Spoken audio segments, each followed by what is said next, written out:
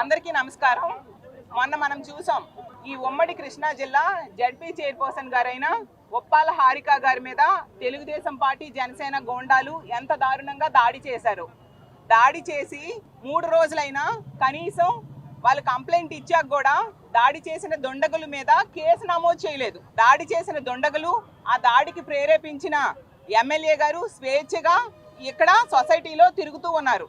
తిరిగి మళ్ళీ మా జడ్పీ చైర్మన్ గారి భర్త అయిన రాము గారి మీద కేసు పెట్టారు. ఎక్కడైనా, ఏ రాష్ట్రంలో అయినా, ఏ దేశంలో అయినా ఏం జరుగుతుంది? బాధితులు ఉంటారు, బాధించిన వాళ్ళు ఉంటారు.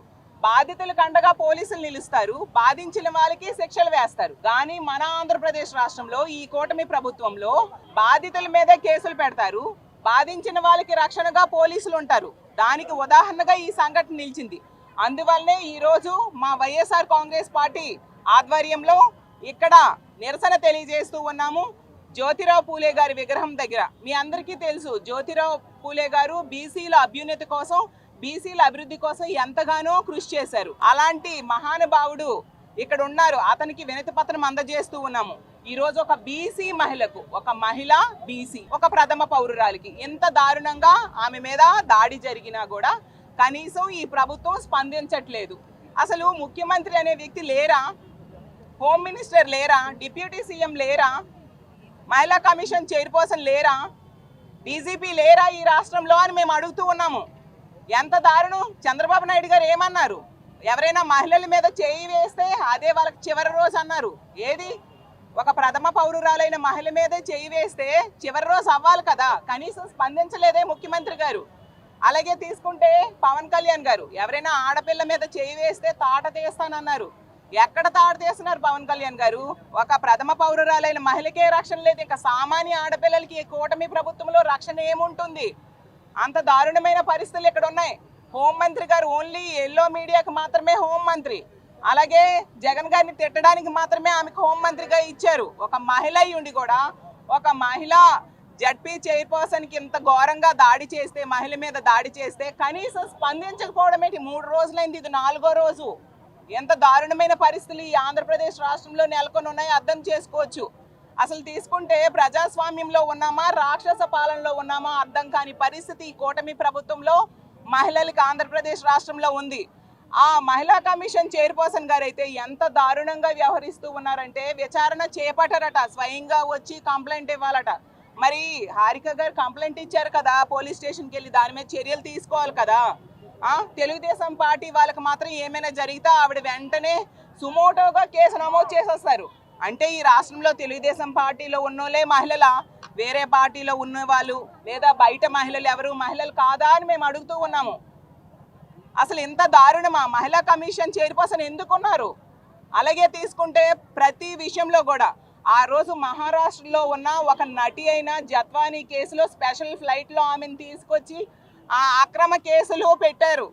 మరి ఇప్పుడు మీ రాష్ట్రంలో, మీరు ముఖ్యమంత్రిగా ఉన్న రాష్ట్రంలో, చంద్రబాబు నాయుడు గారు వినండి, మీరు ముఖ్యమంత్రిగా ఉన్న రాష్ట్రంలో ఒక జిల్లా జడ్పీ చైర్పర్సన్ మీద ఇంత దారుణమైన దాడి జరిగితే మీరు కనీసం స్పందించకపోవడం ఏంటి అని మేము అడుగుతూ ఉన్నాము.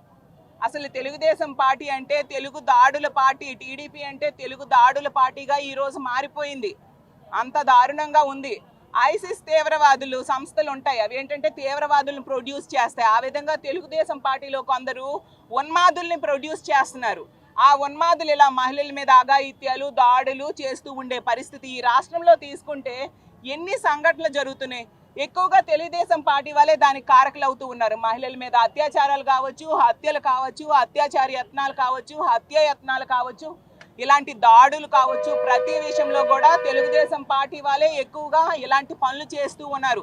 ఎందుకంటే ఏమి చేసినా, మహిళల మీద ఎటువంటి అఘాయిత్యం చేసినా కూడా ఇక్కడ పట్టించుకునే నాదుడు లేడు ఈ కూటమి ప్రభుత్వంలో అని వాళ్ళకి ధైర్యం. ఆ ధైర్యంతో ఈ విధంగా వ్యవహరిస్తున్నారు. వీడియో క్లిప్పింగ్స్లో క్లియర్గా కనిపిస్తూ ఉంది వాళ్ళు ఎంత ఘోరంగా దాడులు చేశారో. తిరిగి మళ్ళీ మా జడ్పీ చైర్పర్సన్ గారి హస్బెండ్ అయిన ఒప్పాల రాము గారి మీద, అక్కడ ఉన్న ఒక జడ్పీటీసీ మెంబర్ మీద కేసులు పెట్టారు సునీత అనే వ్యక్తితో. ఆ సునీత అనే వ్యక్తి మా వైఎస్ఆర్ కాంగ్రెస్ పార్టీ ఫ్లెక్సీని చించేసి ఆవిడ తిడుతూ ఉంది, చంపేస్తాం, కొట్టేస్తాం, నరికేస్తాం అంటూ మా పార్టీ కార్యకర్తలను తిడుతూ ఉంది. తిరిగేమో ఆమెతోనేమో కేసు పెట్టించారు. ఏమి ఆవిడ ఇప్పుడు హారిక గారు ఒక జడ్పీటీసీ మెంబర్ ఏ నియోజకవర్గంలో ఉన్నారో ఆ నియోజకవర్గంలో జరుగుతున్న మా పార్టీ మీటింగ్కి మేము వెళ్ళకూడదా? ఆవిడ వెళ్ళే హక్కు ఆవిడకి లేదా? అలా అయితే మీరు కూడా ప్రతిపక్షంలో ఉన్నారు కదా, మీరు మీ పార్టీ మీటింగ్స్ పెట్టుకోలేదా? మీ మీటింగ్స్ వెళ్లకుండా మిమ్మల్ని మేము ఎప్పుడైనా అడ్డుకున్నామా? అంటే అసలు ఇంత నిరంకుశ పాలన, ఇంత రాక్షస పాలన, ఇంత అన్యాయమైన పాలన ఒక్క కూటమి ప్రభుత్వంలో ఈ ఆంధ్రప్రదేశ్ రాష్ట్రంలో చూస్తూ ఉన్నాము. ప్రజల్లో అయితే తీవ్రమైన వ్యతిరేకత ప్రారంభమైంది. ఖచ్చితంగా సమయం వచ్చినప్పుడు తగిన బుద్ధి చెప్పడానికి ప్రజలు సిద్ధంగా ఉన్నారని తెలియజేస్తూ ఉన్నాను. వెంటనే ఈ దాడికి పాల్పడిన వాళ్ళ మీద కేసులు నమోదు చేయాలి, వాళ్ళని కఠినంగా శిక్షించాలి. అంతవరకు మా నిరసన కొనసాగిస్తామని తెలియజేస్తూ ఉన్నాను. అలాగే ఇక్కడ ఈ కార్యక్రమానికి విచ్చేసి ఈ నిరసన తెలియజేసిన మహిళలందరికీ కూడా ధన్యవాదాలు తెలియజేస్తూ ఉన్నాను. అందరికీ నమస్కారం.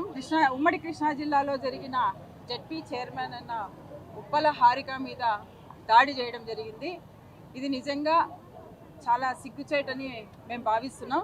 ఎందుకంటే ఒక మహిళ, బీసీ మహిళ మీద దాడులు చేయడం అనేది నిజంగా చాలా సిగ్గుచేటు. సభ్య సమాజం కూడా తలదించుకునే పరిస్థితికి ఈరోజు ఈ ప్రభుత్వం వచ్చిందంటే నిజంగా చాలా దురదృష్టకరమని మేము భావిస్తున్నాము. మనం చూసుకుంటే గతంలో చూసుకుంటే జగన్మోహన్ రెడ్డి గారు బీసీలంటే బ్యాక్వర్డ్ కాస్ట్ కాదు, బీసీలంటే బ్యాక్ బోన్ అని ఆ రోజు బీసీల మహిళలకు పెద్దపీట వేసి 50% రిజర్వేషన్స్ కల్పించి అనేక స్థానాలు కల్పించిన వ్యక్తి జగన్మోహన్ రెడ్డి గారు అయితే ఈరోజు ఈ ప్రభుత్వం వచ్చి ఈరోజు చూసుకుంటే ఎక్కడ చూసినా దాడులు, హత్యలు, అత్యాచారాలు. ఆంధ్ర రాష్ట్రం రికార్డులు సాధిస్తుందని మనం మేమైతే భావిస్తున్నాం.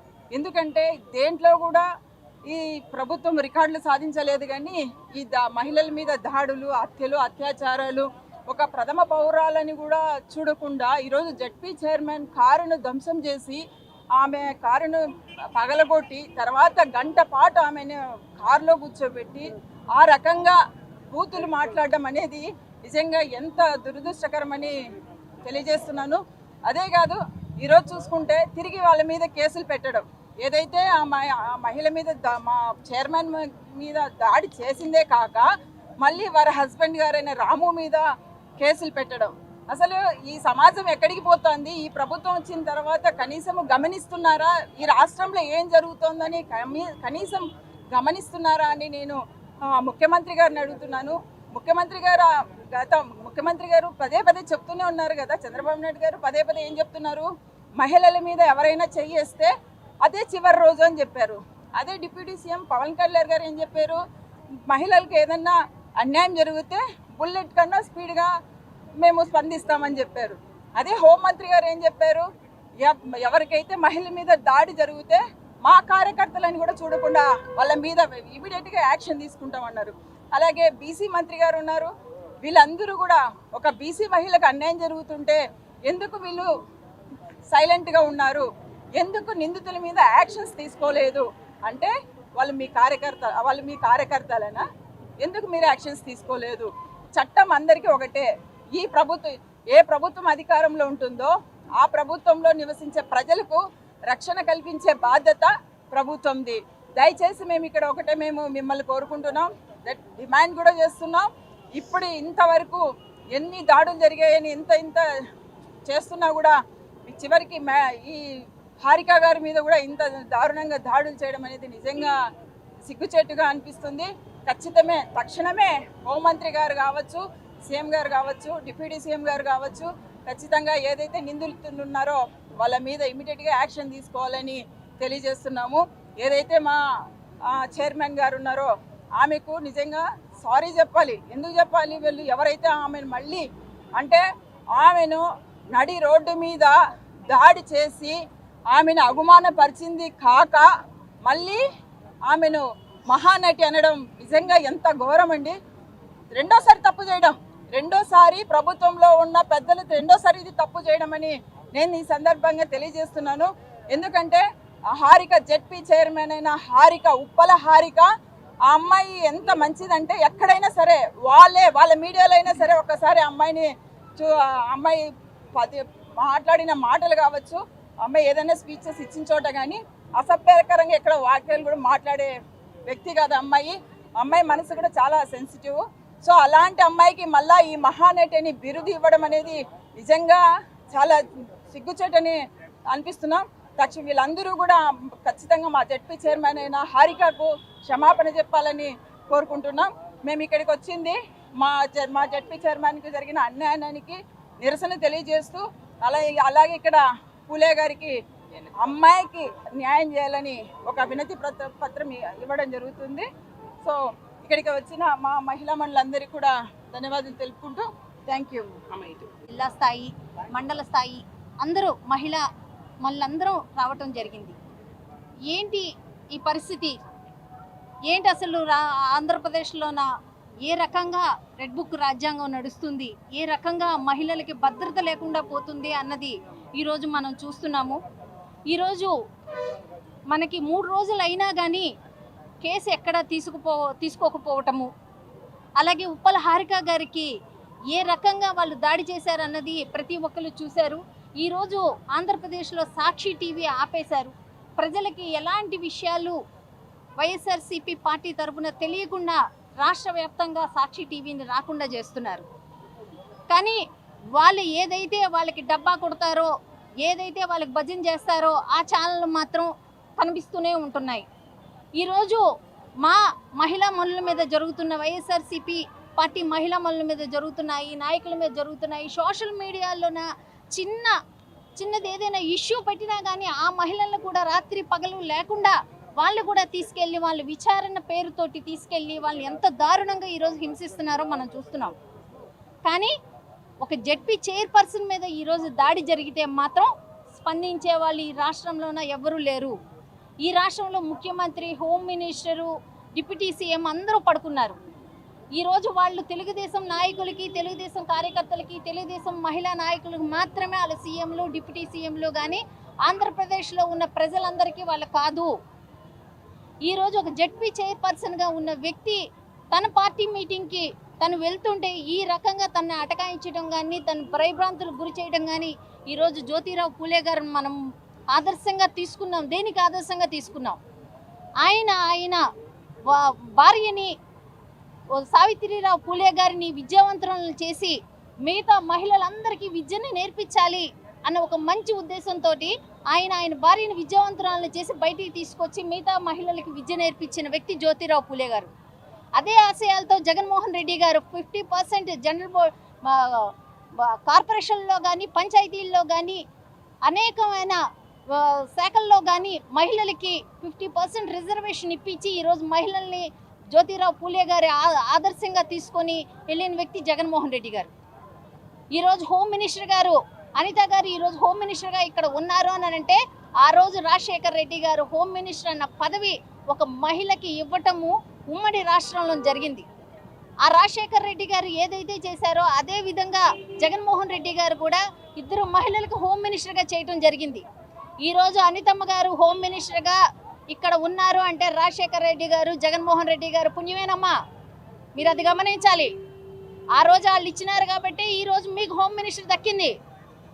అలా హోమ్ మినిస్టర్ మహిళలను పెట్టారు, మేము హోమ్ మినిస్టర్ మహిళలు పెట్టకపోతే ఎలాగా అన్న ఒక ఉద్దేశంతో మిమ్మల్ని కూడా హోమ్ మినిస్టర్గా పెట్టడం జరిగింది. ఇది కేవలం జగన్మోహన్ రెడ్డి గారు పుణ్యం అని మీరు కూడా గమనించాలమ్మా. మీరు హోమ్ మినిస్టర్గా మహిళగా ఉన్నారు. మీరు మిగతా మహిళలందరికీ మీరు సపోర్ట్గా ఉండాలి, మీరు రక్షణ కల్పించాలి. మీరు ఒక మహిళ జిల్లా చైర్పర్సన్కి ఈరోజు ఇంత జరిగితే కనీసం మీరు ఏం జరిగింది ఏంటని ఒక సమీక్ష చేయడం కానీ, తప్పు జరిగితే ఎవరి వల్ల తప్పు జరిగినా మేము యాక్షన్ తీసుకుంటామని ఒక మాట మీరు మహిళా హోమ్ మినిస్టర్గా మాట్లాడి ఉండుంటే చాలా బాగుండేదమ్మా. కానీ మీరు కేవలం ఎల్లో పార్టీకి మాత్రమే హోమ్ మినిస్టర్ అని ఈరోజు అర్థమవుతుంది. ఈరోజు ప్రజలందరూ దీన్ని గమనిస్తున్నారు. రాబోయే రోజుల్లోన ఈ మహిళల మీద జరుగుతున్న దాడులకి మీకు తగిన సమాధానం చెప్తామని తెలియజేస్తున్నాం.